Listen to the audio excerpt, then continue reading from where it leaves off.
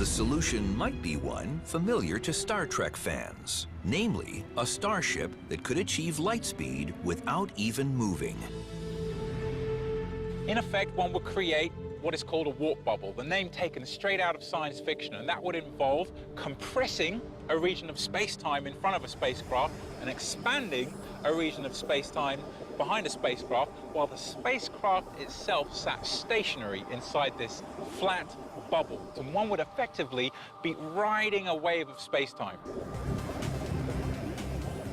A warp drive may seem like pure sci-fi fantasy, but in 1994, a well-respected young physicist named Miguel Alcubierre published a serious proposal outlining how to travel in a controllable space warp.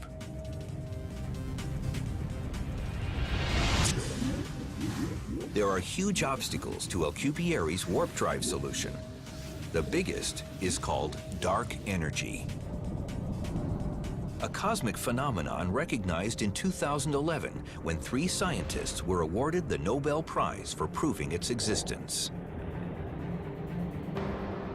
The simplest explanation that's been proposed for the phenomenon of dark energy is that there's an intrinsic property of space itself that makes it want to expand.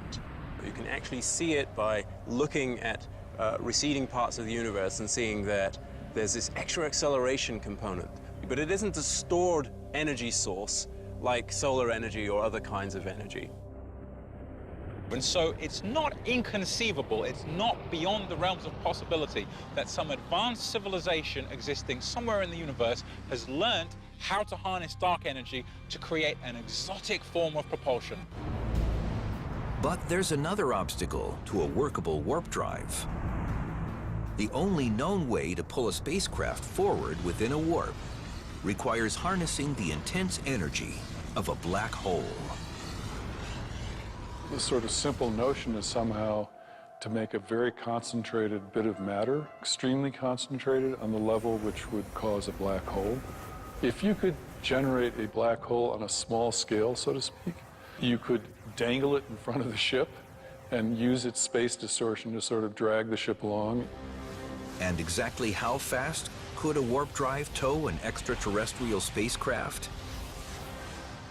The clear implication of Alcubierre's work was that it should be possible, if you can make his design of a warp drive, to achieve speeds almost any multiple of the speed of light. Travel time from Earth to Alpha Centauri aboard a lightspeed craft powered by a space warp? About 4.5 years, or less, as long as everyone on board doesn't incinerate. One problem with the Alcubierre drive is within that warp bubble, temperatures would rise to far hotter than the core of our sun. That's hot.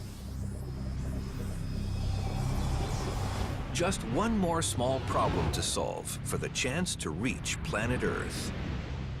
But what if such an alien spacecraft were to arrive in Earth's atmosphere, riding in a warp bubble towed by a black hole? It might not be the first mass witness UFO sighting, but it would certainly be the last.